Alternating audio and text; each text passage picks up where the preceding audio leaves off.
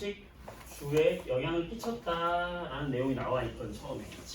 의라는 건 뭘까? 옷 입는 거. 옷을 입었을 때 우리가 자연에서 얻은 섬유를 무슨 섬유라고 하지?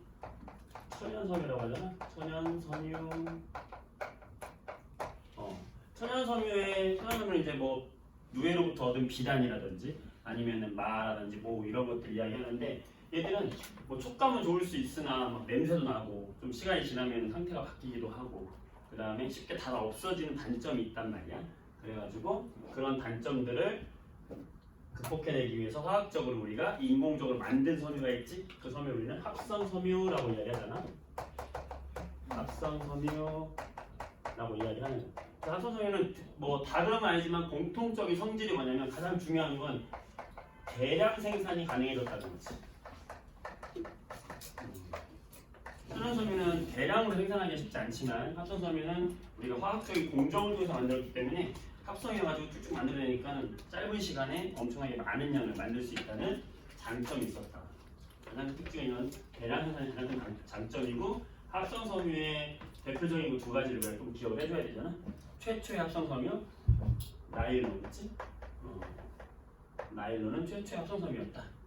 나일론은 누가?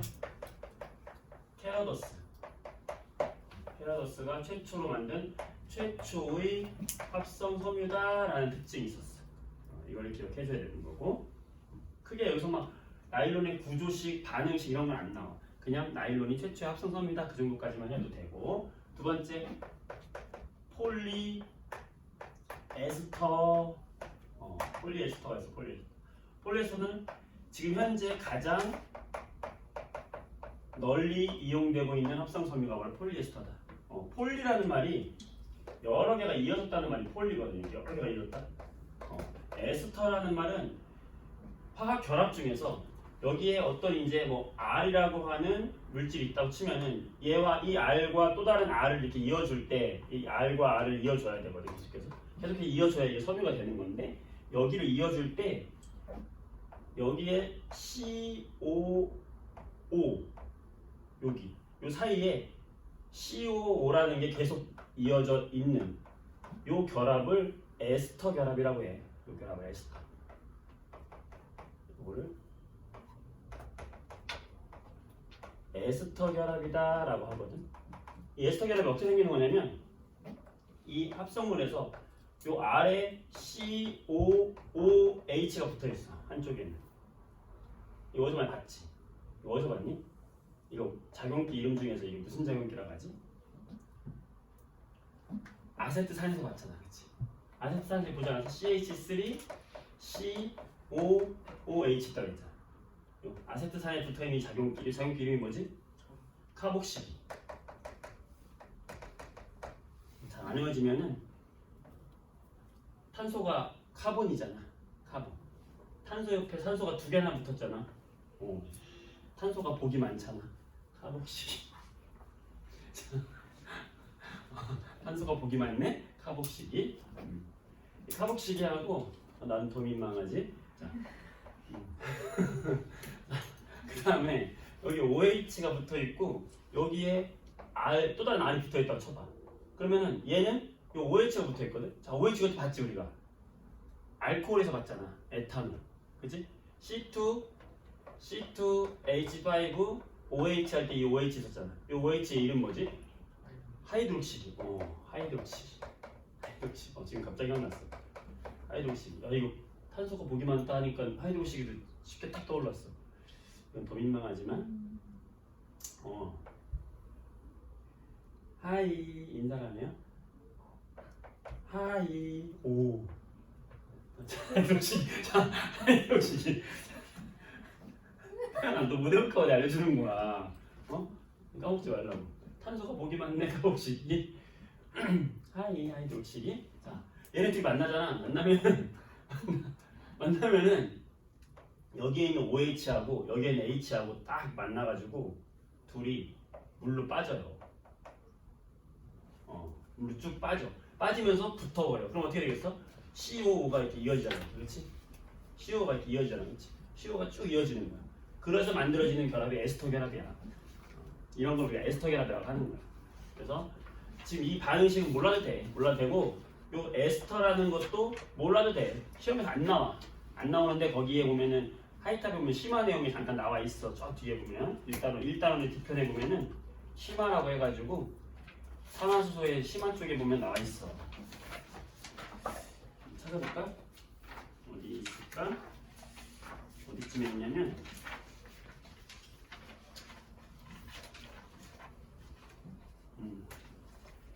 47페이지의 하이탑에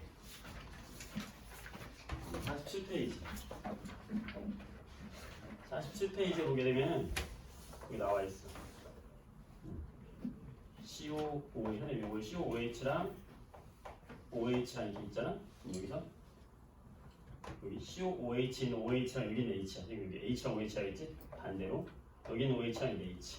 여기 보면은 47쪽에 밑에 보면 에스터 나와 있잖아. 에스터. 그 에스터가 COO를 에스터라고 얘기하는 거야. COO를 에스터라고 하는 건데 이게 왜 생겼냐면은 카복식이랑 하이드록식이랑 만나서 물이 하나 빠지면 에스터 결합이 되는 거예요. 이 에스터 결합이 쭉 이어져 있는 걸 우리가 폴리에스터라고 하는 거지. 폴리에스터. 이제 이건 옷감인데 우리가 이제 먹고 사는 문제에서 화석 연료 석유를 통해 가지고 탄소 화합물들을 얻은 다음에 거기서 플라스틱을 이렇게 만들어내잖아. 네가 합성해가지고 만들어내거든. 플라스틱도 탄소하고 수소가 있는 탄소 수소가 있는 탄소 화합물이에요. 탄화수소기도 하고 탄소 화합물이기도 하거든. 이런 애들 중에서 우리 플라스틱의 대표적인 애들이 여기 종이컵 있잖아. 종이컵 안쪽에 여기 있다. 이 종이컵이 종이로만 되어 있는 것처럼 보이지만 사실은 이 안쪽에 살짝 투명하게 코팅이 되어 있다. 이 안에 투명하게 코팅되어 있는 게 종이가 젖지 않게 하기 위해서 코팅되어 있는 거거든. 플라스틱이에요. 여기 코팅되어 있는 플라스틱 이름 알아? 폴리에틸렌이라고 들어봤어. 폴리에틸렌. 이 플라스틱이 폴리에틸렌이거든. 폴리에틸렌이 P예요. 폴리에틸렌. 얘는 마찬가지로 얘도 뭐냐면 에틸렌이라는 게 있는데 에틸렌이라는 게 좀 이따 공부하겠지만 탄소가 두 개가 결합되어 있고 여기에 수소가 이렇게 붙어져 있는 얘 이름이 에틸렌이거든. 이 에틸렌들이 연달아서 쫙 붙어 있으면 요 이중결합이 있는 얘네들은 공격성이 있어가지고 옆에 있는 애를 공격하면서 요 두 손 잡고 있던 거를 끊고 한 손이 되면서 여기에 수소가 원래 있었잖아. 두 개가. 그렇지? 여기 두 개 있었고 여기에 두 개가 있었잖아. 그리고 얘도 이렇게 연결되어 있는데 여기하고 요 이중결합이 딱 끊어지면서 옆에 손을 딱 잡아요. 그리고 얘도 옆에 손을 잡는 거야. 그럼 이 똑같은 애가 계속해서 이어질 거 아니야? 이게 뭐냐면 에틸렌이잖아. 에틸렌이 계속 연결되잖아. 그래서 폴리에틸렌이라고 하는 거거든.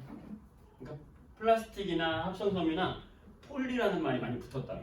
그거는 같은 애를 계속 쭉 연결되어 있다. 그러니까 폴리에스터도 이런 에스터 결합이 연결된 어떤 섬유다 정도만 머릿속으로 기억을 하고 있으면 우리가 나중에 항식으로 되게 좋고 학교에서 내신에서 이제 되게 많이 나오거든. 폴리에스터 알고 되게 많이 물어보거든. 근데 만약에 이름이 잘 생각이 안 난다. 뭐 생각 안 나는 사람 없겠지만 이 중에는 안 난다. 그러면 막 시험 보다가 막 이렇게 하다가 이제 의자에 걸어놓은 자기 옷 있잖아. 옷에 이제 태그를 한번 보란 말이야. 이런 게. 그럼 100% 써 있어요. 있다. 여기 있네. 여기 딱 보면은 가위로 잘라주세요 써 있네. 안 잘랐네요. 여기 써 있네. 야, 근데 이렇게 다 영어로 써 있고 아크릴 하나만 써 있네. 이건 아닌 것 같아요. 여러분 잠바는 써 있어요. 100% 써 있다고. 잠바. 소위껏 100%야. 겉감 내가 맞출게. 겉감 폴리에스터, 나일론, 겉감. 자, 겉감 폴리에스터 100%. 자, 볼게. 자, 여기 왼쪽에 안감에서 여기 하얀 거기 주머니에서 거기 여기 밑에 있다 여기 밑에 여기 하얀 거 있지. 자, 거기 겉감. 자, 겉감 나일론 100%, 안감 나일론 100%, 속감 폴리에스터 100%. 속이 폴리에스터였네요.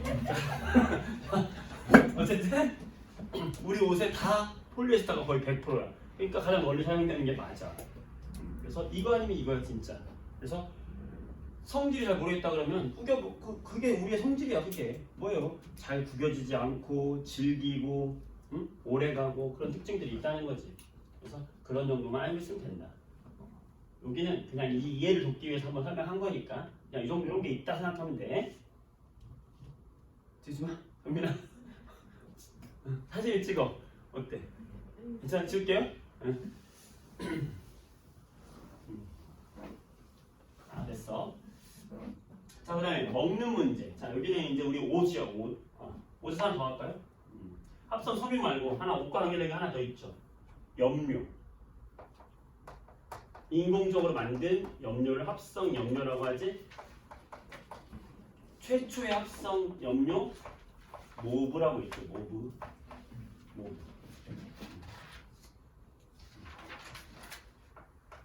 우리 퍼킨이 만들었고 말라리아 치료제를 연구하다가 잘못해서 보라색 이 색감이 나온 거예요.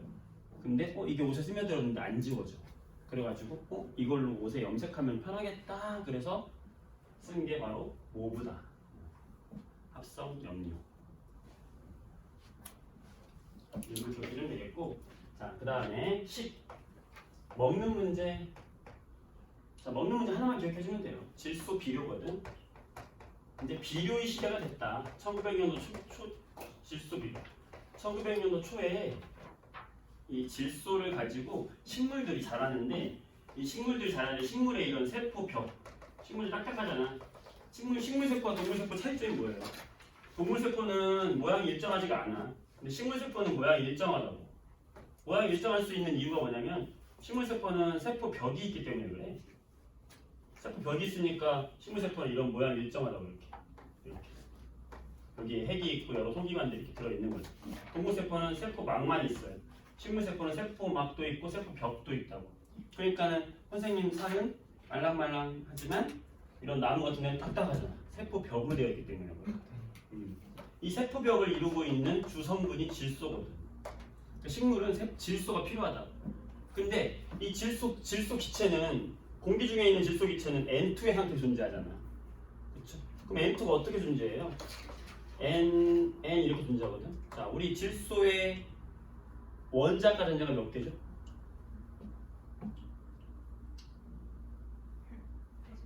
다섯 개잖아, 그렇지?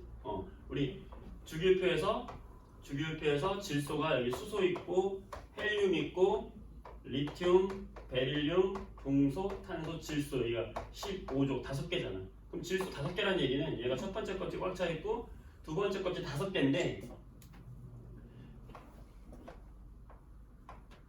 5개 중에서 얘는 옥텟을 만족하기 위해서 3개의 전자를 더 받으면 옥텟이 만족되잖아. 결합할 때. 그러니까 세 군데에서 새로운 공유 결합을 하고 싶어하는 애잖아, 질소는. 그런데 여기 하나는 지금 쌍을 지니고 있으니까 하나, 둘, 3개만 더 받으면 되니까 질소는 세 군데의 결합을 하고 싶어한다고. 그러면 N2는 어떤 결합을 하고 있겠어요? 전자 하나는 쌍을 지니고 있고 3개의 결합을 하고 싶으니 질소는 몇 중 결합을 한다? 3중 결합을 하고 있어야 되는 거거든요. 그러니까 이 결합이 굉장히 세다고. 이 결합이 되게 세기 때문에 N2는 지금 이 3중 결합을 이루고 있기 때문에 이 N2를 끊어서 여기다 넣어주기가 쉽지 않다는 거예요. 공기 중에 있는 질소 자체를 끊어서 이 결합이 강하니까 이걸 끊어가지고 비료를 만들기 쉽지 않거든. 그래서 얘한테 필요한 질소를 넣어주기 위해서는 어떻게 하냐? 이 식물들이 땅 속에서 이 질소를 흡수하는 형태가 공기 중에 있는 이 N2는 엄청나게 많은데 이 공기 중에 있는 N2를 흡수하지 않더라는 거지. 그럼 공기 되게 많잖아. 80%나 있잖아. 78%. 그런데 이거를 흡수하지 않는다고. 그럼 어떻게 흡수하냐? 이 땅 속에서 바로 이온의 형태로 질산 이온이라든지 아니면 NH4 플러스 같은 이런 이온의 형태로 되어 있는 거를 이온이면 우리가 물에 잘 녹잖아. 그러니까 물에 녹아있는 상태로 뿌리털이 물을 흡수하거든. 그러니까 물을 흡수할 때 얘네들을 같이 흡수해가지고 얘네들이 그 안에서 질소를 갖고 이용하더라는 거야. 그래서 이런 형태로 만들어주면은 좋겠다. 땅에다가 이런 형태를 넣어주면은 좋겠다라는 건데 그걸 만들기 위해서 사람들이 비료의 형태를 만들었는데 최초의 합성형 만든 비료가 바로 뭐야? 암모니아 비료라는 거지. 그래서 암모니아를 기억하면 된다. NH3라는 걸 합성을 하고 이걸 가지고 이런 비료가 형태를 만들어줬던 거예요. 여기서 이건 쉽더라는 거지. 그러면 이것만 만들어주면 됐는데 이걸 만드는 원료가 그럼 뭐겠어? 당연히 질소와 수소가 되겠지. 그랬을 때 질소와 수소를 반응시켜서 암모니아를 만드는데 화학 반응식 완성은 어떻게 돼요? 질소 한 분자가 수소 세 분자와 반응해서 암모니아 두 개 만들 거 아니야, 그렇지? 이렇게 되겠지? 그래서 이렇게 만들었는데 이게 그냥 자연 상태에서 바로 일어나는 건 아니고 아주 높은 온도, 고온과 높은 압력 이런 고온과 고압 상태에서 압축을 해주고 그 다음에 이 반응이 빠르게 일어나게 해주기 위해서 우리가 그 안에다가 촉매라는 걸 넣어줘야 돼요. 이 촉매라고 하는 거는 반응에 직접 반응물은 아니고 반응 속도를 빠르게 해줘가지고 이 잘 만들어지게끔 도와주는 물질을 생각하면 되거든. 그래서 이런 과정을 통해서 암모니아를 합성을 했다. 그래서 얘로 질소비를 만들었다. 그래서 대량 생산이 가능했다. 식물을 엄청나게 수확이 잘 되더라. 그러니까 먹는 문제가 해결이 됐다. 그래서 화학이 먹는 문제를 해결해 준 거에 대표적인 게 이게 나온 거예요. 그래서 노벨상을 받은 거예요. 이 암모니아 합성 반응이. 누구다? 바로 하버. 하버라는 사람이 이름 잘 나오거든. 하버. 하버법이라고 해요. 이걸 만든 방법을 그래서 하버. 하버 보슈법, 하버법 이렇게 얘기하는데 하버라는 사람이 기억을 해주고. 그래서 지금 화학이 옷 입는 거에 영향을 줬던 거 하나, 그 다음에 먹는 거에 영향을 준 거 하나 이야기했던 거지. 자, 사는 거. 자, 우리가 살고 있는 거. 여기서는 이제 첫 번째 철. 철을 얻어냈다. 두 번째 시멘트. 이런 거 집 짓을 때 사용하는 거 생각하면 돼요. 그 다음 세 번째 콘크리트. 네 번째 철근 콘크리트. 이런 것들을 했다는 거지. 그 다음에 요즘에 이제 알루미늄이라든지, 그 다음에 여섯 번째 플라스틱. 요즘 플라스틱으로도 많이 하고 하니까. 자, 이제 이것들이 우리가 사는 문제를 많이 해결해 줬는데 철은 어디서 얻었느냐? 철광석에서 얻었다 이거지, 그치? 철을 얻는 거 중요하더라고. 철은 자연 상태에서 철광석의 형태로 존재한다고. 이 철광석의 형태가 바로 분자식이 뭐지? Fe2O3. 이 철광석이거든. 철광석. 이 철광석에서 우리는 뭐 하면 되냐면 철을 뽑아내면 되거든. 그치? 이 철을 뽑아내는 과정. 어디서 일어난다? 용광로에서 일어난다. 용광로. 이때 여기서 산소를 제거해주는 역할을 하는 게 누구였지? 일산화탄소였고, 일산화탄소가 산소를 뺏어와서 이산화탄소가 되는 것이었고, 그때 이 일산화탄소를 만들어주기 위해서 넣어준 게 바로 코크스라는 물질이었다. 이 코크스라는 탄소가루를 엄청 넣어주고 가열하면은 산소가 반응을 해가지고 이런 불완전 연소를 하면은 일산탄소가 만들어지고, 이 만들어진 일산탄소가 반응하면서 철이 만들어지고 CO2가 만들어져. 그러면 이 용광로의 아랫부분에서는 이제 우리가 철을 녹은 철을 뜨겁게 가열하니까 녹은 철을 얻을 수가 있었고, 여기 배기가스로는 누가 나오겠어? CO2가 배출돼서 나간다라는 거지. 물론 문제는 있어요. CO2는 무슨 기체야? 온실기체잖아. 온실기체.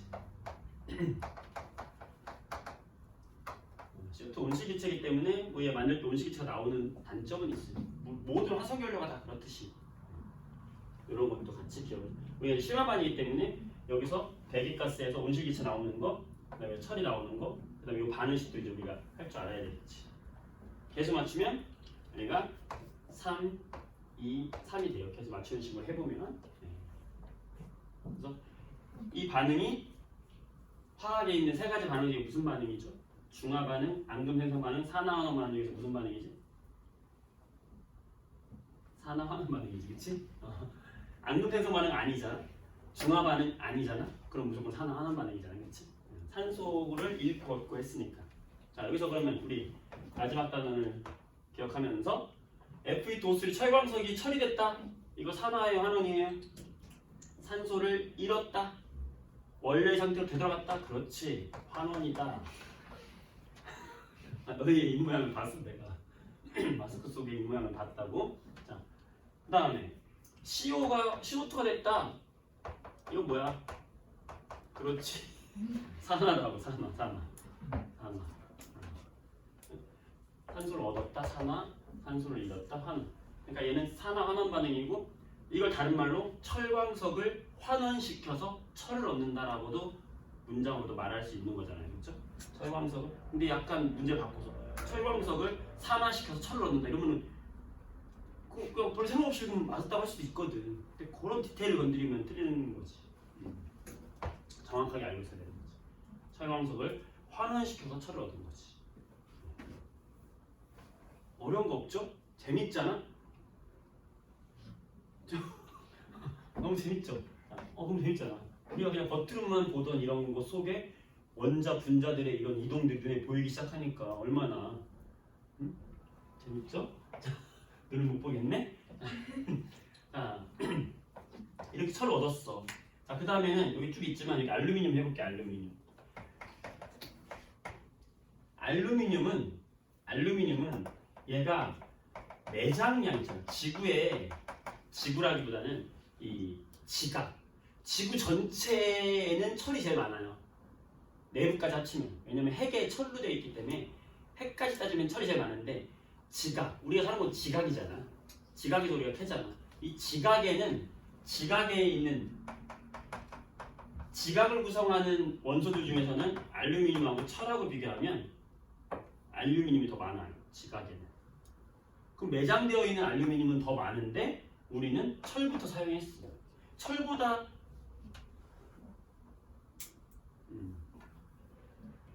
이쪽에만 하자. 불이 좀 따고. 매장량이 더 많은데 또 불구하고 철부터 사용한 이유는 알루미늄 역시 알루미늄 광물로 존재하는 거야. 이 상태로 존재하지 않고. 그래서 얘도 어떤 상태로 존재하냐면 철처럼 Al2O3의 형태로 존재하거든.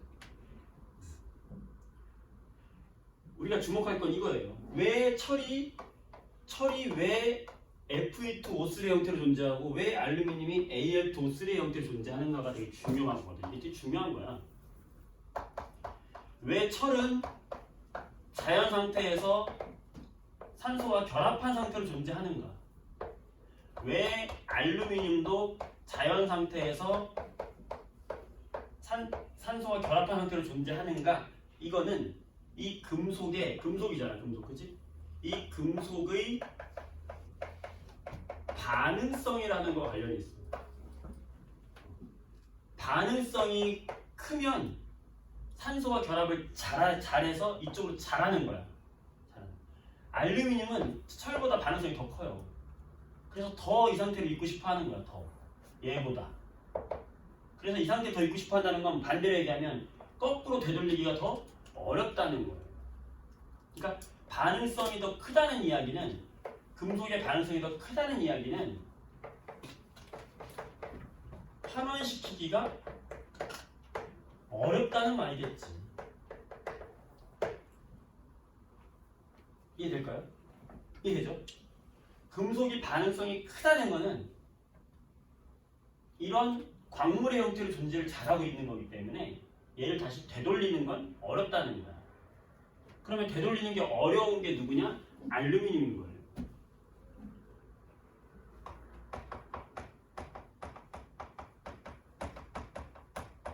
금속의 반응성을 보면은 철하고 알루미늄이 있으면 이 알루미늄이 반응성이 더 커요. 금속의 반응성이 더 크다는 말은 산소와 더 잘 반응한다는 것이고, 반대로 되돌리기가 어렵다는 말이야. 그러니까 우리가 알루미늄보다 철을 먼저 사용한 거예요. 가열을 막 했더니 철은 그래도 가열하니까 이렇게 나왔어. 근데 알루미늄은 이렇게 가열하면 안 나온다는 거지. 쉽게 안 된다. 그래서 알루미늄은 우리가 어떻게 하냐면 첫 번째 얘를 광물을 녹는 점을 좀 낮춰줘야 돼. 혼합물을 이용해가지고 혼합물을 녹는 점 낮춰주거든. 혼합물을 이용해서 녹는 점 낮춰주고 두 번째 이런 불로 때워서도 안 돼요. 전기분해를 해야 돼. 전기분해. 좀 더 고급 기술이라는 얘기지. 그래서 알루미늄을 늦게 사용한 이유는 철보다 반응성이 커서 환원시키기 어렵고 그래서 녹는 점을 낮춘 다음 전기분해하는 이런 좀 복잡스러운 반응을 통해서 알루미늄을 만들 수 있기 때문에 우리가 철보다 알루미늄 사용이 좀 늦어졌다 생각하면 된다. 이게 공대나 어디 대학에서 면접을 만약에 본다 또는 논술을 본다 그러면 거기서 아주 가끔씩 등장했던 문제 중에 하나예요. 뭐냐면 거기 지문에 알루미늄의 매장량이 더 많다 철보다. 그런데 왜 우리 인간은 철을 먼저 사용했을까? 뭐 이런 거지. 그러면 이 이야기들을 잘 풀었으면 되는 거야. 반응성에서 시작하는 거다. 이 정도. 자, 그 다음에 이제 시멘트 콘크리트, 철근 콘크리트는 이제 우리 시멘트는 석회석을 가지고 만드는 것이고 석회석이 CaCO3잖아, 그렇지? CaCO3라고 하는 석회석을 가지고 만든 거 기본적으로. 콘크리트라는 거는 이제 요 위에 있는 걸 하나씩 발전시키는 거예요. 자, 시멘트에다가 뭘 섞은 거지? 자갈이나 모래 같은 걸 섞어줘서 더 단단하게 만들어준 게 콘크리트. 그 다음 콘크리트에다가 철근 심어준 게 철근 콘크리트잖아, 그렇지? 그러니까 시멘트, 콘크리트, 철근 콘크리트 순서로 이렇게 발전 단계가 있다 정도 생각하면 된다. 이 정도. 좀 생각해주면 되고 이 플라스틱 이 플라스틱은 잘 안 보이죠? 이 플라스틱은 이제 석유에서 얻는 거 석유에서 얻은 탄소 화합물이다 정도만 기억하면 되겠다. 석유에서 얻은 탄소 화합물 정도 화합물이다. 그 다음에 고분자 물질이다 정도. 고분자. 우리가 원자량, 분자량이 있잖아요. 분자량이 만 이상 되면은 우리는 그걸 고분자로 부르거든. 탄소 원자의 원자량이 우리가 12로 정했잖아, 기준을. 그지? 탄소 원자가 12니까 얘가 이런 탄소 원자가 10,000개 정도 연결되어 있으면 한 12,000, 아니, 그치? 10,000개, 1,000개? 1,000개 있으면 되나? 1,000개 정도 있으면 되잖아, 그치? 그러면은 이 1,000개 정도 이상 붙으면은 고분자 화합물이 된다 생각하면 돼요. 탄소가 엄청나게 많이 붙어있는 이런 고분자 화합물을 생각하면 돼요. 분자량이 만 이상 되는. 그래서 이런 것들이 만들어졌다라고 생각하면 되는 거지. 이렇게. 자, 그 다음에 이제 여기 먹는 거와 사는 거를 같이 도와준 물질은 연료가 되겠죠. 연료. 그렇지? 연료. 화석 연료도. 먹을 때 우리가 구워 먹으니까 불. 그 다음에 살 때 이런 데워주니까. 그렇지? 그래서 연료는 여기도 사용됐다. 그래서 연료 대표적인 연료는 우리가 LNG 그 다음에 LPG 정도 생각해주면 되겠죠? LNG, LPG. LNG는 리퀴드 내추럴 가스, 그치? 액화 무슨 가스야? 천연가스잖아? 자연에서 얻어진 가스고. LPG는 뭐예요? 페트롤 가스거든, 이게. 이건 뭐야? 액화시킨 석유가스지? 석유가스. 이름에서 알 수 있듯이 LNG라는 거는 자연에서 얻어지는 것이고 LPG라는 거는 석유에서 얻어지는 거지. 석유 하면 뭐 떠올라요? 우리 원유타 떠올르죠? 원유타. 석유는 탄소화물의 혼합물이잖아. 석유 또는 이걸 원유라고 하는데, 그럼 여기에 여러 개의 혼합물이 섞여 있다고. 그럼 얘를 가열하잖아요. 밑에서 가열을 시키는 거죠. 가열을 시키면 탄소가 적은 애들부터 탄소가 많은 애들까지 쫙 있잖아. 그러면 탄소가 적은 애들과 탄소가 많은 애들이 막 있을 텐데, 덩어리가 큰 애들이고 덩어리 작은 애들이 있을 텐데, 덩어리 작은 애들끼리가 닫고 있는 면적이 작아서 잡아당기는 인력이 작다 그랬죠? 작으니까 쉽게 떨어지고 쉽게 떨어진다는 것은 끓는 점이 낮지. 이해되죠? 끓는 점이 낮으면 먼저 끌어올라서 우리가 끓는 점 차이를 이용해서 이렇게 원위를 분류한다 그랬잖아요. 끓는 점 차이를 이용해서 분류하는 분류 방법 중에 원위의 분별 중이라는 게 있었어. 그치? 그때 가장 맨 꼭대기에서 얻어지는 이 석유 가스가 있다고. 그 석유 가스가 탄소 3개짜리, 탄소 4개짜리 이런 가스거든. 프로페인, 뷰테인 같은 애들이거든. 요 가스들을 우리가 뭐라고 하냐면 바로 LPG라고 하는 거야. 맨 꼭대기층에서 얻어진 가스가 LPG야. 그래서 LPG는 누구냐면 이거야. 탄소 3개짜리 이 수소 C3H8 또는 탄소 4개짜리 C4H10 이런 애들, 프로페인, 뷰테인 이런 애들이거든. 그러니까 이런 애들이 LPG의 주성분이고 LNG의 주성분은 그래서 뭐예요? 메테인 가스였잖아. 그렇죠? 메테인 가스. 그래서 이렇게 구분해줘야 된다고. 메테인 가스는 천연가스인데 얘는 LNG고 CH4로 되어 있고, LPG는 석유가스인데 탄소 3개짜리, 4개짜리 얘와 얘의 혼합물이래요. 이 두 개 차이점이 그렇다. 수능에서는 여기까지 나온다고. LNG하고 LPG 분자를 구성하고 있는 애가 얘네들이라까지 알고 있어야 된다. 그리고 얘는 자연에서 얻어진다, 얘는 원유탑에서 얻어진다. 탄소수가 많아질수록 끓는 점은 높아진다.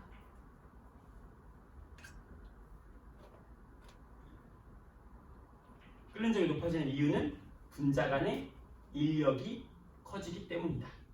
정도는 되겠지. 이렇게 하면 이제 우리가 화학과 의식주가 어느 정도 설명이 되는 거라고 볼 수 있다.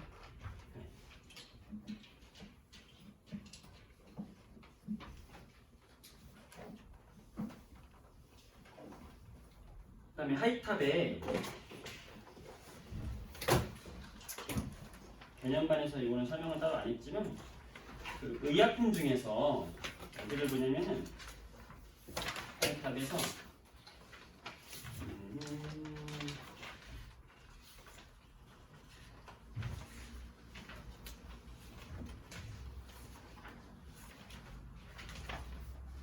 아스피린이 어디 나왔지? 27쪽을 볼래요? 하이탑 27쪽.